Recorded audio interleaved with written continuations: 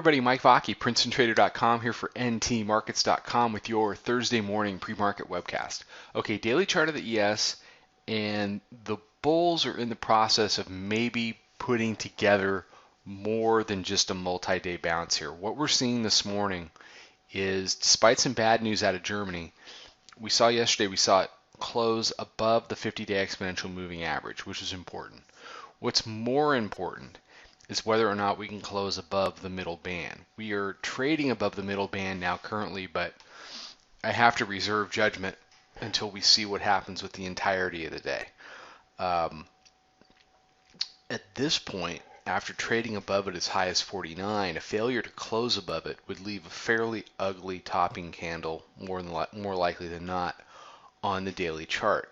So if you're a bull, what you want to do is you want to go ahead and you want to keep this beginnings of a decent looking hammer, and you want to move over the middle band, close above the middle band, and what that does is it instills all those fears in the bears that are always there, that have been there for the last couple of years, that they make a low, the bulls start to come back, then they come back a little more, then they come back a little more, and then the bears lose control of the tape. If the bulls are able to put together a big day today, I see very little to stop a retest of highs.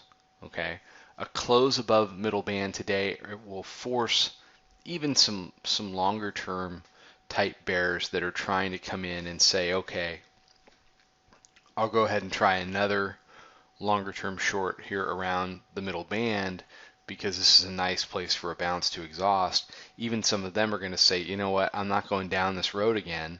I'll take it off, I'll wait, and we'll see what happens up at 85. If that happens, then what you want to do is you want to instantly get out of sell rallies mode if you aren't already out of sell rallies mode, and you want to be back to the typical buy the dip mode. The general rule that I follow is, if the market wants to trade below middle band, it's a sell rallies market. If the market wants to trade above middle band, then it's a buy the dips market. That, more often than not, is a rule that will keep you on the right side of the trade many, many more times than it won't. So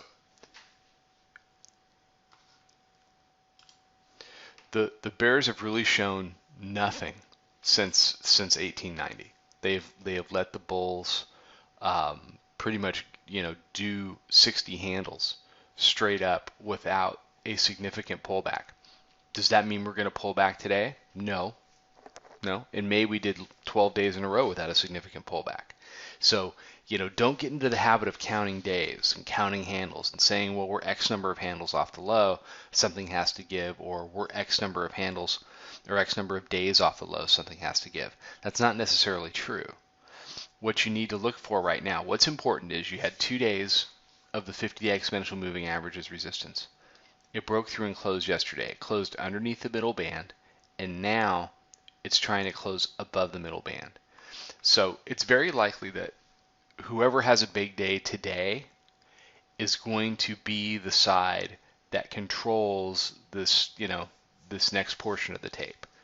So today's action is really the difference between the end of another sellable bounce, in which case the bulls will fail here up at the middle band and we'll start to see a pushback below, or the bulls get through the last major area of resistance and start to look like the bulls of old with clear sailing up to the highs.